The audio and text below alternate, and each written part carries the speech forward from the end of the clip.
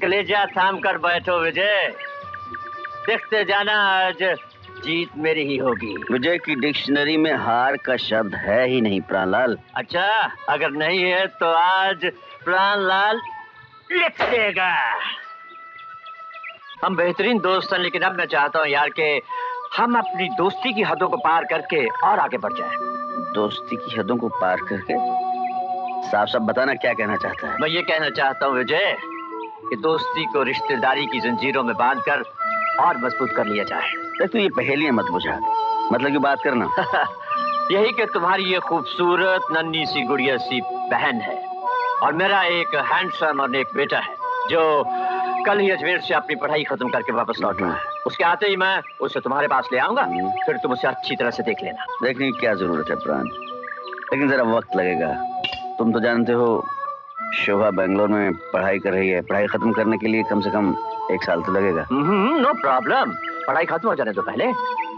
ठीक है, उसे आ जाने दो, मैं उससे बात करता हूँ। लेकिन एक बात सुन लो, वो अपने भाई को भगवान से भी बड़ा दर्जा देती है, मेरी किसी बात को नहीं टालती।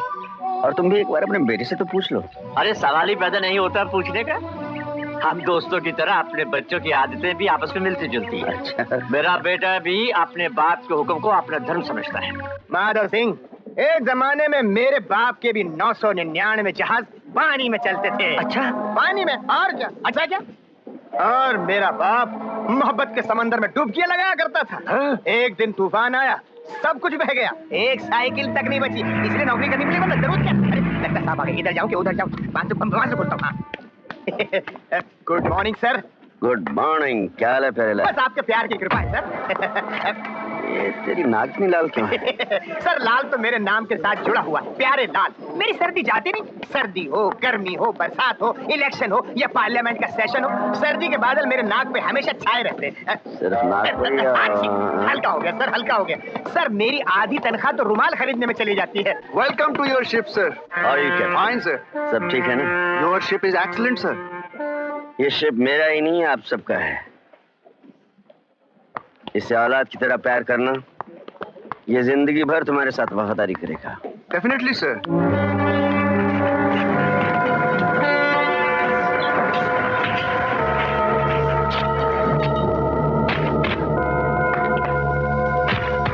क्या फेंक रहे हो तुम?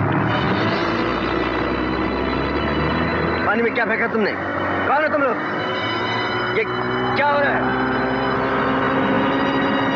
किसकी बोट है? क्या माल स्मगल करके भेजा यहाँ से? किसके हाथ में तुम? खामोश क्यों? मुझे जवाब चाहिए।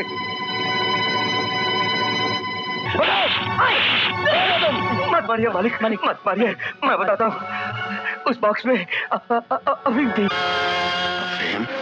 मैं तुम्हें जिंदा नहीं छोड़ूंगा। जिंदा नहीं छोड़ूंगा तुम्हें। सर छोड़ दीजिए। कैप्टन, ऐसे लोगों को मेरे शिप पर कैसे रखा तुमने?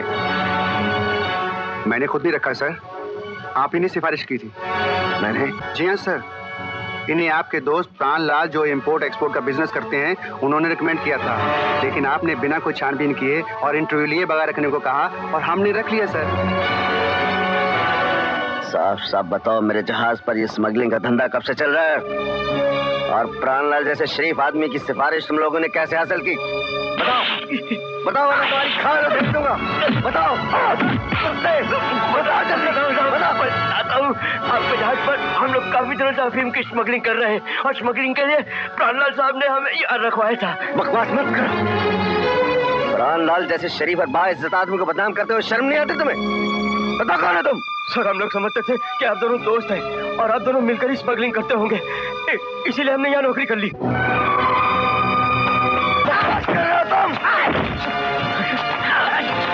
मैंने अपना खून पसीना बहाकर ईमानदारी की इमारत को खड़ा किया और तुम लोग अफीम और चर्च का नाम मेरे नाम के साथ जोड़ रहे हो। मैं तुम्हारा हलक चीर कर तुम्हारी जबान अलग कर दूंगा। मुझे लगता है ये प्राणलाल साहब का ही काम है। उन्होंने आपकी दोस्ती का सहारा लेकर और आपकी ईमानदारी का फायदा उठाकर यहाँ पर स्मगलिंग चालू करवा दी, ये सोचकर कि आप पर तो कोई शक ही नहीं कर सकता। बिल्कुल सही सर। शायद तुम ठीक कह रहे हो प्यारे लाल। अगर प्राणलाल ने ऐसा किया है तो मैं ऐसा सबक सिखाऊंगा उसे कि वो जिंदगी भर याद रखेगा।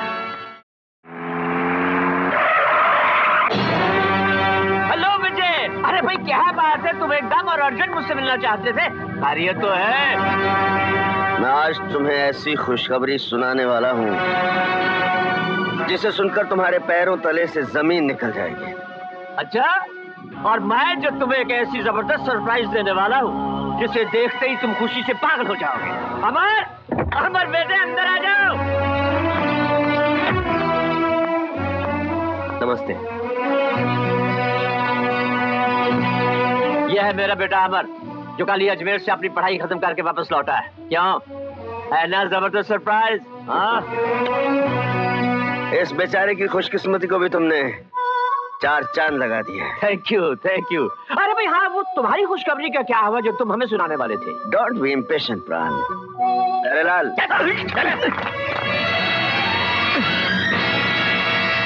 ये कौन है दोनों? कौन है? अरे अपने कुत्तों को नहीं पहचानते। इन्हें बतौर मैकेनिक तुमने मेरे शिप पर नौकरी दिलवाई थी, और जो मैकेनिक की वर्दी पहनकर तुम्हारे लिए अफीम की स्मगलिंग करते रहे। क्या? अफीम स्मगलिंग? और मैं? नहीं विजय, ये झूठ है, सरासर इल्जाम है मुझ पर। झूठे अल्फाजों के पर्दे से अपने गुनाहों को ढांकने की कोशिश मत करो। तुम्हारे गुनाहगार चेहरे से पर्दा उठ चुका है। तुम्हारी घिनौनी सूरत मेरे सामने है प्राणलाल। मैंने तुझे अपना दोस्त ही नहीं, अपना भाई समझा था। तुमसे अपने संबंध मजबूत करने के लिए मैंने अपनी इकलौती बहन का रिश्ता तुम्हारे बेटे से करना चाहा, मगर तूने मेरी पीठ में चुना घोंपा है। तो मेरी तकदीर अच्छी थी जो वक्त से पहले तुम्हारी असलियत का पता चल गया। लेकिन विजय, मैं... खामोश! अपनी गंदी जबान पर मेरा नाम दोबारा फिर मत लाना।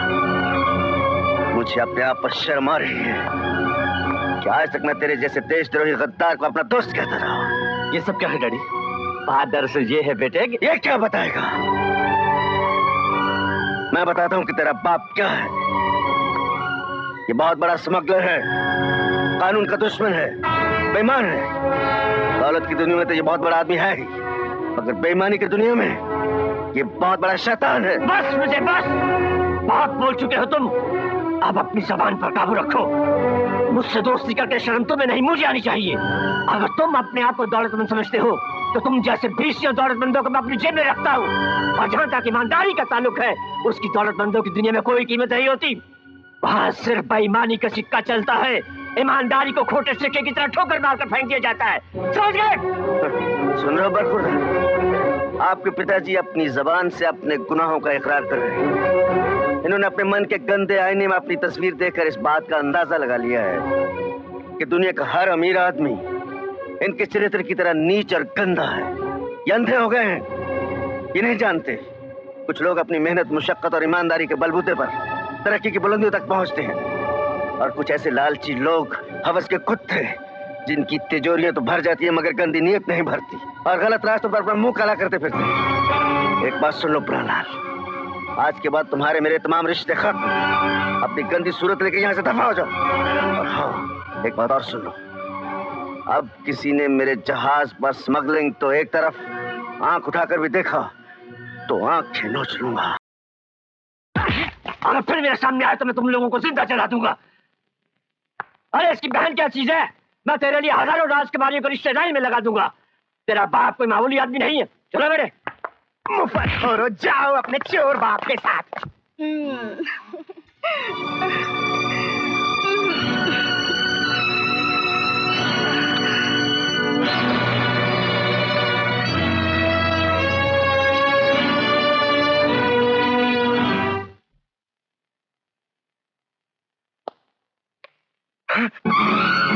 छोटे बाबू!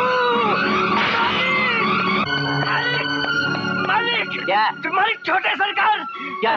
मालिक, मैं अपनी जबान से कुछ नहीं कह सकता मालिक। आप खुद चल के देखिए। क्या? आइए मालिक, आइए। अरे क्या हुआ मालिक?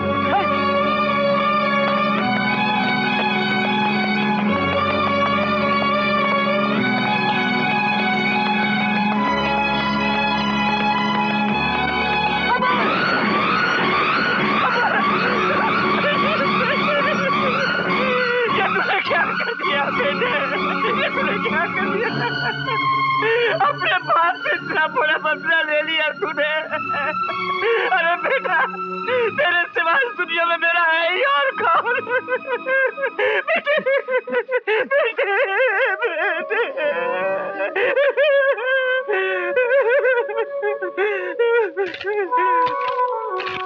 पिताजी, मैंने बचपन से अपने दिल में आपकी एक महान इंसान जैसी तस्वीर बना रखी थी। मैं हमेशा सोचा करता था कि मेरा बाप एक बहुत ही इज्जतदार, शरीफ और नाम वाला इंसान है, मगर आपकी असलियत की एक ठोकर ने मेरे सपनों के शीशे को चकनाचूर कर दिया। मुझे अपनी जिंदगी से घिन आने लगी। मैं एक गरीब इज्जतदार बाप का बेटा बनकर खुशी खुशी जी सकता था, मगर वतन फरोश, स्मगलर, गैर कानूनी काम करने वाले बाप की औलाद बनकर नहीं जी सकता। इसलिए मैं मजबूरन इस घिनौनी जिंदगी का खात्मा कर रहा हूँ। मैं जानता हूँ मेरी मौत से आपको बहुत दुख होगा, मगर मैं क्षमा मांगते हुए इस दुनिया से हमेशा के लिए जाने की इजाजत चाहता हूँ। फक्त आपका बदनसीब बेटा अमर। मेरा बेटा मरा नहीं है, तूने उसे मार दिया है।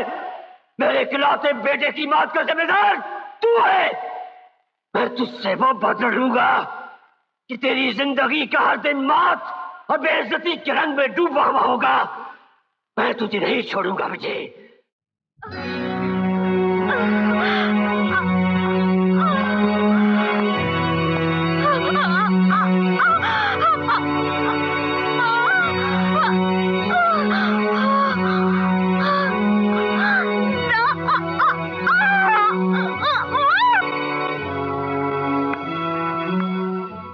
डॉक्टर, आई एम सॉरी, मैं बच्ची को नहीं बचा सकी। No no no no no. कब तक तू हमारी परीक्षा लेती रहेगी माँ? 2 बार तूने मुझे माँ बनने का अवसर दिया, लेकिन एक बार भी मैं अपने बच्चे की सूरत नहीं देख पाई। पैदा होने से पहले तूने उसे हमसे छीन लिया। माँ, हम तो हमेशा तुम्हारे बताए हुए रास्ते पर ही चलते आए हैं। अगर अनजाने में कोई भूल हो गई हो, उसकी सजा हमें दे दो माँ, हमारी संतान को नहीं।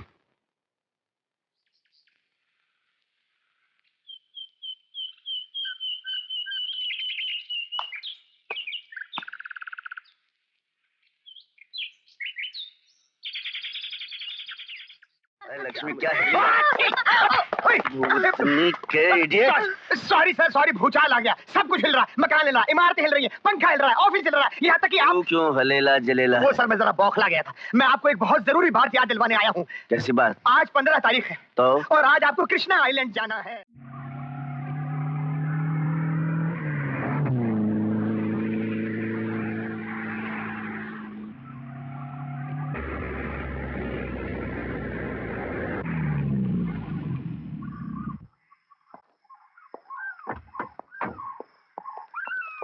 ये दरख्त,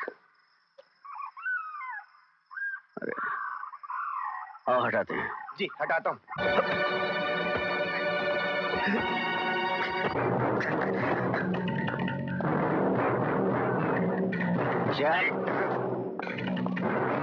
वेलकम मिस्टर विजय, वेलकम। मेरा एक जमाने का सबसे गहरा दोस्त और आज के जमाने का सबसे गहरा दुश्मन विजय। याद है तुमने मुझे कहा था कि तुम्हारी डिक्शनरी में हार का लफ्ज नहीं लिखा है, लेकिन आज मैंने तुम्हारी जिंदगी की डिक्शनरी में हार का लफ्ज लिख दिया है।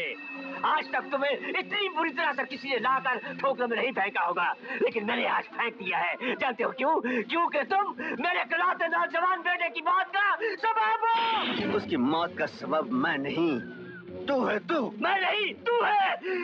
उस दिन तूने मेरे बेटे के सामने मेरा अपमान किया, वो उस अपमान को नहीं सह सका और उसने अपने गले में फांसी का फंदा डालकर अपनी जान दे दी। कुत्ते मगरमच्छ के आंसू मत बहा। तू अच्छी तरह जानता है तेरा बेटा क्यों मरा है। वो गैरतमंद बेटा तेरे जैसे घटिया बदकार बदचलन बाप की हरकतें देखकर जान दे बैठा। मरना तो तुझे चाहिए था साले, जो आज तक जिंदा है। तुझे मारने के लिए जिंदा हूँ। कुत्ते की मौत एक ही झटके में तेरी गर्दन टूट जाएगी और सांप की कटी हुई तुम की तरह फड़फड़ा कर तू ठंडा पड़ जाएगा। तब कहीं जाकर मेरे कलेजे में ठंडक पड़ेगी। देख उधर देख, ले जाओ इसे।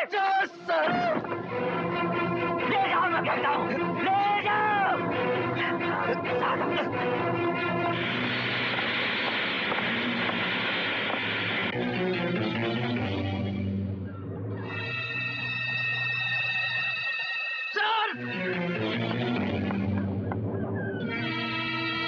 मैं अपनी सल्तनत का सुल्तान, अपने जाती कानून की अदालत का जज तुम्हारे लिए सजाए मौत का ऐलान करता हूं। इसे तब तक लटकाया जाए जब तक इसकी सांस की आखिरी डोर न टूट जाए। नहीं, नहीं।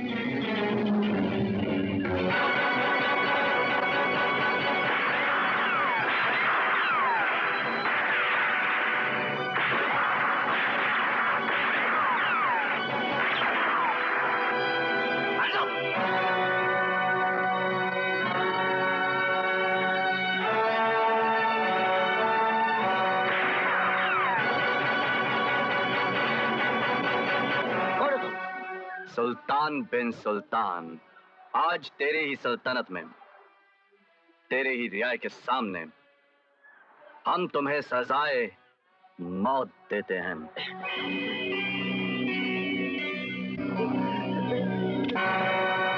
ओहो, बदनसीब हो, हाथ से ही मरोगे। पकड़ो इसे।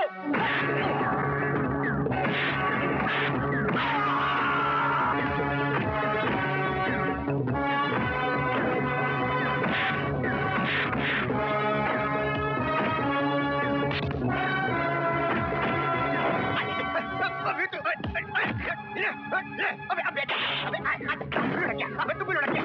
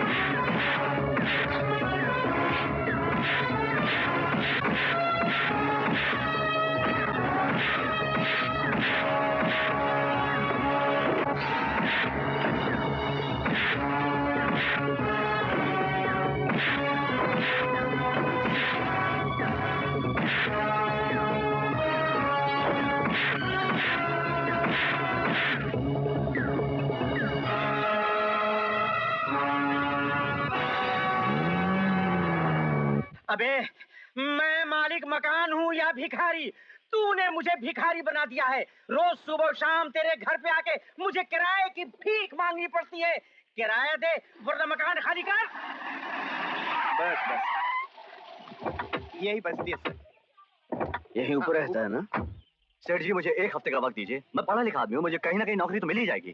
नौकरी मिलते ही मैं आपका पैसा अदा कर दूं। आज सीधी तरह तू पैसे लौटा दे वरना मैं तुझे और तेरे सामान दोनों को उठा के बदतमीज। शुक्रिया। आधा बस है, अजीब आदमी। आप वो शराफत से पेश आ रहा है, आप बदतमीज में उतरे हैं। आप हाथ लगे सामान को हाथ तोड़ दूंगा आपके। पर साहब, आप इस छोटी सी बस्ती में कैसे आ गए?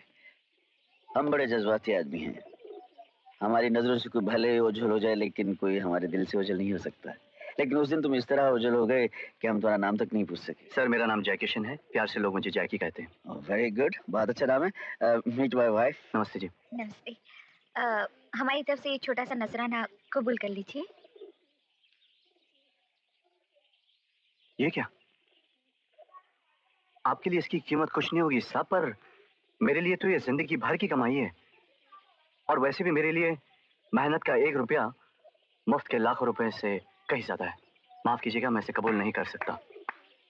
हम साथ देते हैं कि तुम्हारी कमजोरी तुम्हारी खुददारी के आगे नहीं झुकी। क्या नाम बताया? जैकी। जैकी, तुम्हें नौकरी की तलाश है ना? जी। हमने तुम्हारे लिए एक नौकरी का इंतजाम किया है और साथ ही साथ अकोमोडेशन भी। अकोमोडेशन मतलब आप हमारे साथ रहेंगे और आप ना नहीं करेंगे।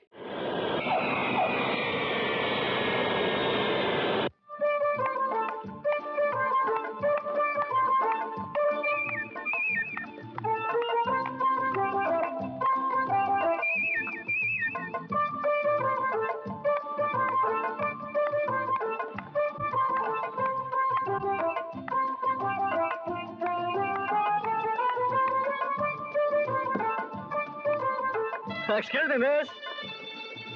क्या है? जी, आपकी दुआ है। कौन हो तुम? जैकी। मैं तुम्हारा घटिया नाम नहीं पूछ रही हूँ। तुम हो कौन जो रोड साइड रोमियो की तरह मुस्कुरा रहे हो? वैसे आपको किसकी तलाश है? तुमसे मतलब? एक तो वो इडियट बेवकूफ ड्राइवर नहीं आया, ऊपर से तुम। जी मैं वही आपका बेवकूफ इडियट नालायक ड्राइवर ही हूँ। व्हाट? तुम हमारे नए ड्राइवर हो? लेकिन तुमने ड्राइवर का यूनिफॉर्म क्यों नहीं पहना? तुम्हें पता नहीं मेरे भैया यूनिफॉर्म और उसूल के बारे में बहुत स्ट्रिक्ट हैं और मैं उनसे भी ज्यादा सख्त हूँ। जी वो तो नजर आ रहा है। व्हाट? अरे जी मेरा मतलब है कि आप बहुत सख्त हैं, ये आपकी बातों से ही मालूम पड़ता है। आप बकवास बंद करो और जल्दी से सामान डिक्की में रख के जल्दी घर ले चलो। जी जो हुक्म मेम साहब। कपड़े ही है ना? पत्थर है पत्थर। हाँ वैसे लगता है। पता नहीं कहाँ से चले आते हैं। मौसी जी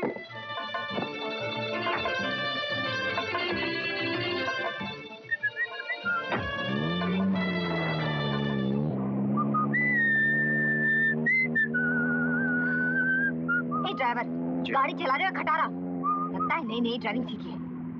पता नहीं भैया को भी क्या हो गया है जो तुम जैसे इडियट को ड्राइवर रख लिया। तो क्या करूं मिस जी? तेज चलाओ तेज।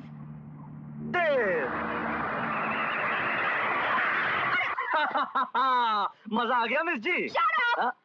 गाड़ी इतनी तेज चलाने की क्या जरूरत थी? अरे आप ही ने तो कहा था तेज चलाने के लिए मिस जी। बकवास बंद करो और बाजू में आके बैठो, मैं तुम्हें दिखाती हूँ गाड़ी किस तरह चलाई जाती है। इडियट। ये इडियट आपका तकिया कलम है मैडम? Shut up.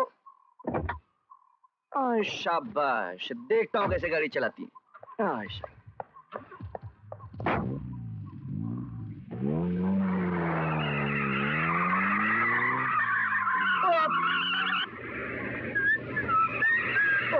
अरे अरे मैडम,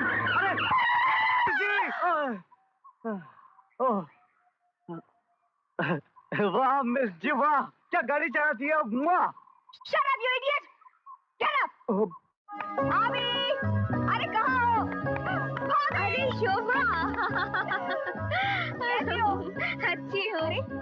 ये तो फ्लैट हो गया, कहाँ है? मुन्ना है मुन्नी है?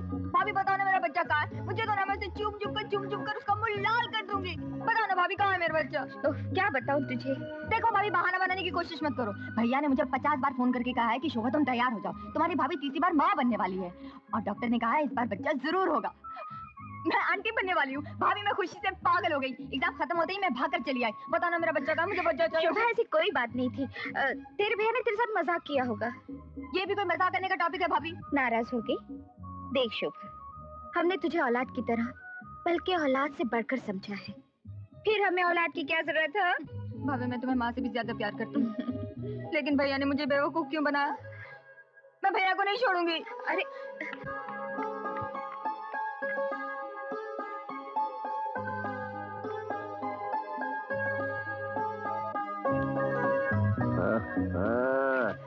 मेरी नन्नी नन्नी प्यारी प्यारी चोनी चोनी गुड़िया शोभा आ गई। डार्लिंग आ गई तू।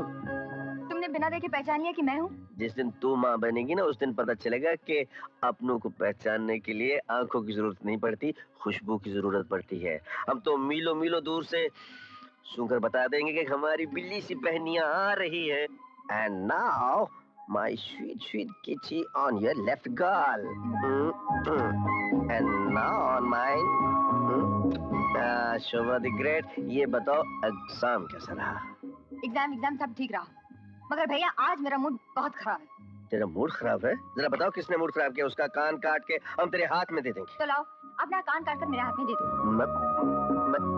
मैंने तेरा मूड कैसे खराब किया? बिल्कुल, तुमने मुझे टेलीफोन पर झूठ बोल बोल कर बेवकूफ क्यों बनाया कि भाभी प्रेग्नेंट है, बहुत जल्दी इस घर में एक बच्चे की प्यारी प्यारी आवाज गूंजेगी। यहाँ तो ऐसा कुछ भी नहीं है, तुमने मुझसे झूठ क्यों बोला? बात यह है शोभा के दरअसल क्या हुआ शोभा, मैंने सोचा एग्जाम के बाद तुम जल्दी घर नहीं होगी इसलिए मैंने ये खुशखबरी सुना दी और तुम चली आई कि नहीं? भैया आप शोभा अभी भी तो बाहर से आई है ना, पहले नहा धो ले फिर आराम से बातें करेंगे। चल भाभी चल ना। तुम फिर यहाँ? भैया आपने किस इडियट को ड्राइवर रख लिया? इडियट में तमीज है ना ही मेहनत है। इसे फौरन निकाल दीजिए please, dismiss advance. Cool down darling please, cool down. ये ड्राइवर नहीं है, इसका नाम जैकी है और हम प्यार से जैकी कहते हैं। हमारी शिपिंग कंपनी में मैनेजर है। और मुझे दुलार से दुलारे मतलब प्यारे लाल कहते हैं, प्यारे लाल बीए। घूम जाओ प्यारे लाल। नहीं वो बजाने वाले नहीं।